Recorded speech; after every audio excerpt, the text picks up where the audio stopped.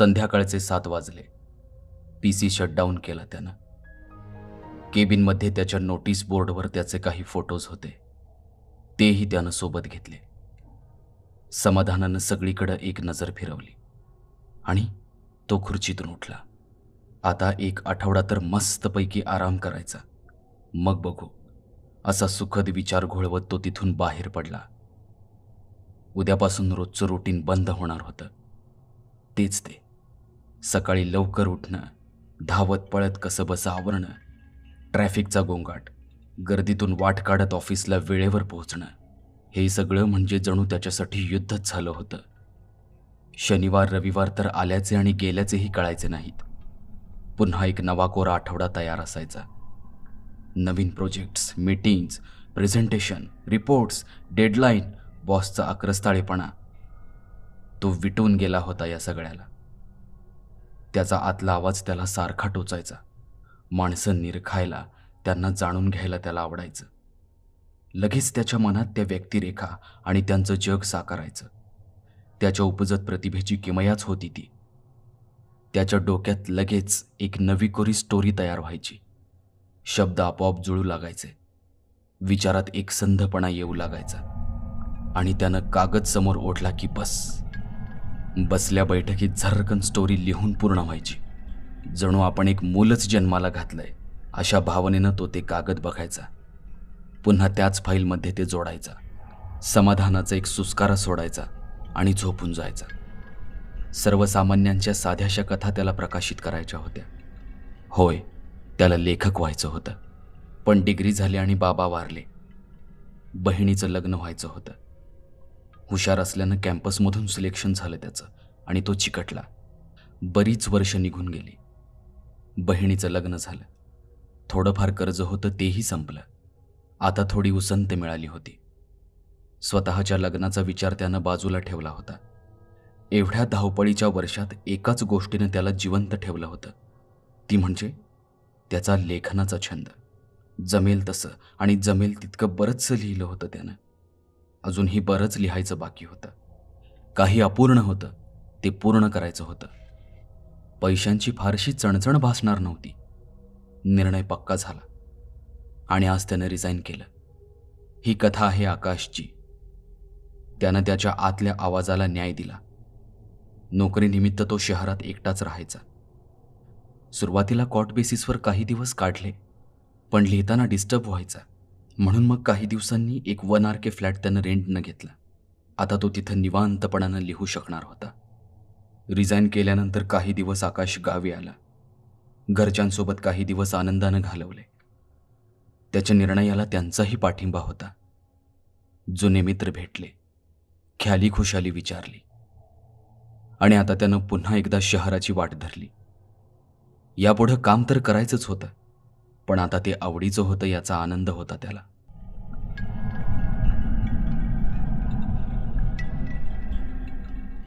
आज सकाळी तो उशिराच उठला.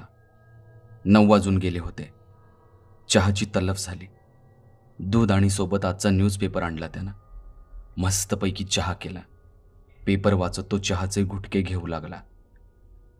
एका बातमीनं त्याचं लक्ष वेधून घेतलं. ITत काम करणाऱ्या एका तरुणीची तिच्या बॉयफ्रेंडनं हत्या केली होती. बातमी शेजारी तिचा फोटो छापून आला होता. काही क्षण तो टक लावून फोटो बघत होता. लगेच त्याच्या डोक्यात विचारचक्र सुरू झालं. काय पार्श्वभूमी असेल या पोरीची? तिचं राहणं, वागणं, बोलणं, चालणं याची तो कल्पना करू लागला. पुन्हा एकदा इमॅजिनेशनमध्ये हरवून गेला. ती तरुणी आपल्या ओळखीची आहे. आपण भेटलोय तिला, बोललोय तिच्याशी, असेच विचार त्याच्या डोक्यात येऊ लागले. पुन्हा एक नवी स्टोरी आकाराला येत होती. त्यानं त्या तंद्रीतच कागद समोर ओढले. कपातल्या उरलेल्या चहाचंही भान नव्हतं त्याला. फोन स्विच ऑफ करून टाकला. त्याला आता डिस्टर्बन्स नको होता. बराच वेळ होऊन गेला होता. कागद भराभर संपत होते. त्याला भुकेची तीव्र जाणीव झाली. दुपार टळून गेली होती. तो उठला. जेवण फारसं नव्हतं. रात्रीचंच थोडंफार उरलं होतं. ते गरम करून त्यानं खाऊन घेतलं. मोबाईल सुरू केला. मेसेजेस चेक केले आणि तिथंच त्याला गाढ झोप लागली. आकाशला जाग आली. संध्याकाळ झाली होती. फ्रेश होऊन त्यानं चहा घेतला आणि तो निघाला. विवेकला भेटायचं होतं त्याला. त्याचा फोन येऊन गेला होता. साधारण अर्ध्या तासात विवेकचं घर आलं. बऱ्याच दिवसांनी भेटत होते ते. गप्पा सुरू झाल्या. एक गोष्ट मात्र कळत नव्हती. आज बोलताना आकाश आक्रमक होत होता. आपलं भावनांवरचं नियंत्रण सुटतंय का? त्याच्या मनात विचार डोकावून गेला. विनाकारण तो विवेकवर उखडला होता. त्याला ते जाणवलं. फारसं लक्ष नाही दिलं त्यानं. पण त्याच्या वागण्यात काहीतरी बदल झालाय असं विवेकला मात्र प्रकर्षानं जाणवून गेलं. एव्हाना 3-3.5 तास होऊन गेले होते.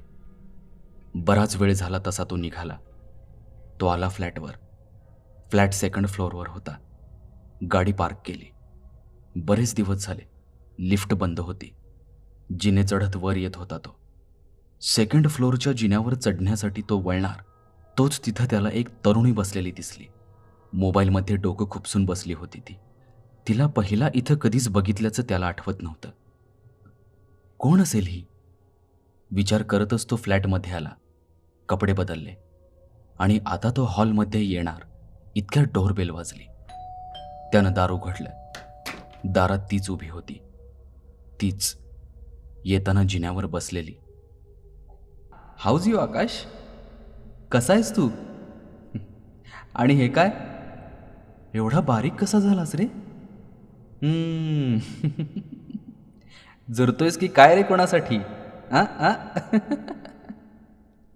बोलत बोलत ती आतच शिरली. कोण तुम्ही? काय पाहिजे तुम्हाला? मी तर ओळखत पण नाही. आणि तुम्हाला माझं नाव कसं माहीत? आकाशसाठी हे सगळंच नवीन होतं. त्यानं डोक्याला ताण दिला. पण तिला कुठंच भेटल्याचं त्याला आठवेना. मी? माझं नाव ते जाऊ दे सोड. नावाचं काय घेऊन बसलायस? बरं सांग ना मला. हे बघा मिस, एक तर मी ओळखत नाही तुम्हाला, त्यात तुम्ही अशा अचानक घरात घुसताय. इथं आसपास सगळी चांगली माणसं आहेत राहायला. उगीच माझ्या डोक्याला ताप देऊ नका. तुमच्यासारख्यांना चांगलं ओळखून आहे मी. आधी लगट करायची, प्रेमाचं नाटक करायचं आणि मग चोरीचा प्लॅन सक्सेस करायचा. चला चला निघायत ना. थांबा, पोलिसांनाच फोन करतो मी. ए वेट वेट वेट. काय हे प्रेमाचं नाटक, चोरीचा प्लॅन, पोलीस? तुला काय मी तशी वाटली का रे? आणि असेल ना हिम्मत तर कर फोन पोलिसांना. मी पण बघतेच मग. आकाशला काय करावं सुचेना. त्यानं पुन्हा एकदा तिला व्यवस्थित निरखलं. पण काहीच आठवेना. कोण आहे ही? काय संबंध आपला आणि हिचा? ठीक आहे, बघू विचारून तरी. त्यानं स्वतःला सावरलं. राग आता बराच शांत झाला होता. त्यानं हळूवार तिला विचारलं. बरं, ते ओळखीचं सोड. बोल, काय पाहिजे तुला? काय पाहिजे? ठीक आहे, तर मग संपव मला. काय? आकाशला कदाचित नीट ऐकू गेलं नाही. अरे हेच, संपवून टाक मला. आकाश आता मात्र मुळापासून हादरला. श्वासाची गती वाढली. छाती जोरजोरात धडधडू लागली. हा काय प्रकार? एक पोरगी अचानक येते काय, ओळख असल्यासारखं बोलते काय आणि संपवून टाक म्हणजे? हे बघा मॅडम, तुम्ही कोण आहात मला खरंच माहीत नाही. मी एक साधा सरळ मुलगा आहे. हो, तुम्हाला मी माझ्या आयुष्यात पहिल्यांदा बघतोय. हे सगळं चुकीचं आहे. मला पोलिसांचं लफडं नको आहे. तुम्हाला काय पाहिजे ते स्पष्ट सांगा आणि प्लीज निघा बघू इथून. आकाश काकुळतीला येऊन तिची विनवणी करत होता. काही वेळ असाच शांततेत गेला. ती सोफ्यावर जाऊन बसली. आकाशनं एक ओझरता कटाक्ष तिच्याकडे टाकला. अप्रतिम सुंदर होती ती. डोळे मोठमोठे आणि बोलके, जणू समोरच्याच्या काळजाचा वेध घेणारे. बांधा कसा आकर्षक, लांब सडक नागिणीसारखे वळवळत जाणारे केस. त्यातली एक बट तिच्या उजव्या गालावर उतरली होती. लाडीकपणानं तिथं रेंगाळत होती ती. तिच्या आरसपानी सौंदर्याला निहायत खुलवत होती. नितळ त्वचा, लाल चुटूक पातळ ओठ, भव्य कपाळ, धनुष्यासारख्या वक्र होत जाणाऱ्या पण आता किंचित आक्रसलेल्या भुवया. आकाश हरपून गेला. तिची नजर शून्यात होती. निर्विकार डोळे होते तिचे. कसल्याच भावना नव्हत्या त्यात. जणू काही सगळं अगदी आलबेल असावं असं. अरे कोण असेल ही? कुठून आली असेल? काय हेतू असेल हिचा? प्रश्नांच्या असंख्य इंगळ्या त्याला डसू लागल्या. मरू देत, कोण का असेना, पण एकदा, फक्त एकदा हे आरसपानी सौंदर्य मनसोक्त प्यावं असा विचार त्याच्या मनात चमकला. तशी तिनं हलकेच नजर त्याच्याकडे वळवली आणि अगदी आर्जवी सुरात पुन्हा एकदा त्याची तिनं विनंती केली. आकाश, टाकणार आहे संपवून मला. त्याने एक थंड सुस्कारा सोडला. काय करावं? जणू विचार बधीर झाले होते. काहीच प्रतिसाद त्याच्याकडून आला नाही. इतक्या वेळेची शांतता आता असह्य होत होती.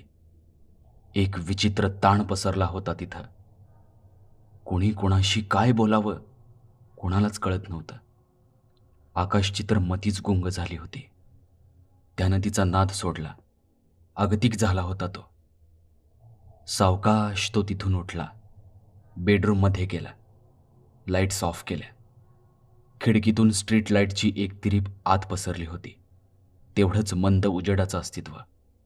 त्यानं पांघरून ओढलं आणि झोपी गेला.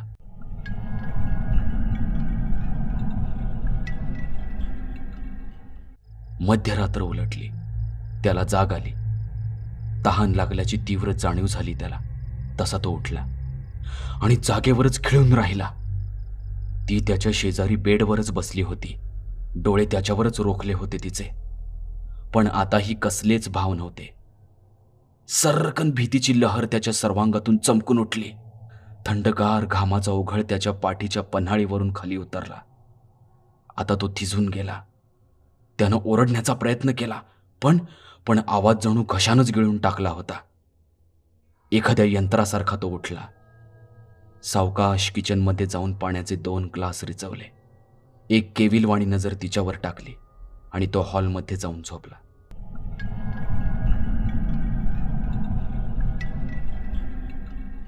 आत्ता या क्षणी या सगळ्या घटनांना 24 तास उलटून गेले होते. सकाळी आकाशीनं फोन करून विवेकला बोलावून घेतलं होतं. त्याच्यासमोर त्यानं डोकंच फोडायचं बाकी होतं. पण ती विवेकला दिसत नव्हती. ती कुणालाच दिसत नव्हती.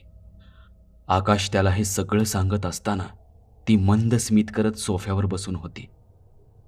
तिनं काहीही खाल्लं प्यायलं नव्हतं. गेल्या 24 तासात ती वॉशरूमला गेल्याचं सुद्धा त्याला दिसलं नव्हतं.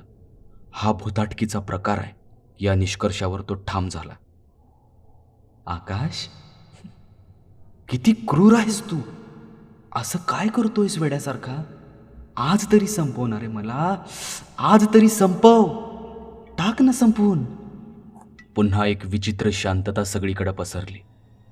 त्यानं खोलीवर एक उदास नजर टाकली. सगळ्या वस्तू जणू आपल्याकडेच बघतायत असं त्याला वाटून गेलं. कानावर एक अस्पष्ट कलकलाट पडू लागला. मला संपव, संपव मला. संपवणार आहे. संपव, संपवून टाक मला. संपव लवकर. मुक्त कर मला. संपव मला. संपव. त्यानं दोन्ही हातांनी डोकं कच्चं आवळलं. क्षणार्धात त्याचं नियंत्रण सुटलं. डोळे रक्ताळले. नजर खुनशी झाली. विजेच्या वेगानं तो किचनमध्ये गेला. डायनिंग टेबलवर त्यानं जोरदार झेप घेतली. हात चाचपडू लागले. सुरा लागला हाताला. त्याचं धारदार पातच चमकलं. तसा तो बेभान झाला. पुन्हा बेडरूममध्ये आला. ती तशीच शांत बसली होती. जसं काहीच घडत नव्हतं. त्यानं जोरात तिच्या अंगावर झेप घेतली आणि तो तिच्यावर वार करू लागला. पण त्या वारांनी खुर्ची फाटून गेली. तिला काहीच झालं नव्हतं. तेच मंद हास्य तिच्या चेहऱ्यावर होतं. तिला काहीच होत नव्हतं. आता तो पेटून उठला. पुन्हा वार करू लागला. तिला काहीही होत नव्हतं. या सगळ्या झटापटीत त्याच्या हातापायालाही जखमा झाल्या. तो झटपटू लागला. वेदना असह्य होऊ लागल्या. संयमाचा शेवटचा क्षणही त्याच्या हातातून निसटला आणि तोच सुरा त्यानं स्वतःच्या गळ्यावरून फिरवला. आर्त किंकाळी उमटली. धाडकन जमिनीवर पडून त्याचा देह तडफडला आणि शेवटचा जोरदार आचका देऊन शांत झाला. मिट्ट काळोखातून अवचित दिव्यावर झडप घालावी आणि क्षणार्धात भस्मसात व्हावं, तसं पतंगाच्या किड्यासारखं त्यानं स्वतःला संपवलं होतं.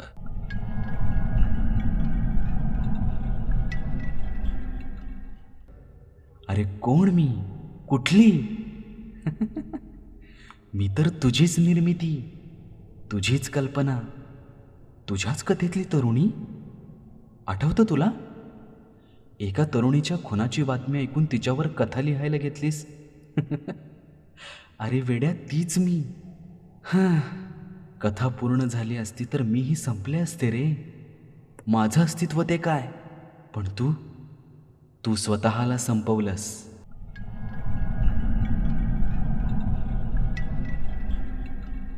दुसऱ्या दिवशी सकाळी ही खबर सर्वत्र वाऱ्यासारखी पसरली. पोलिसांनी तपास सुरू केला. फ्लॅट बाहेरच्या कॉरिडॉरमधले CCTV फुटेजेस तपासले गेले. आकाश एकटाच कोणाशी तरी बोलत असल्याचं त्यात दिसलं. प्रत्यक्षात तिथं कोणीच नव्हतं. परवा दिवशी पेपरमधली बातमी त्यानं वाचली होती. त्यातल्या त्या तरुणीच्या खुनाच्या बातमीवरून त्यानं स्टोरी लिहायला घेतली होती. त्या स्टोरीत तो इतका गुंतला की हॅल्युसिनेशनच्या तीव्र अंमलाखाली तो आला. इतका की त्याची स्वतःची निर्मिती प्रत्यक्षात त्याच्यासमोर उभी ठाकली होती आणि भास आभासांचा जीवघेणा खेळ सुरू झाला. काल तो संपला होता, आकाशचा बळी घेऊन.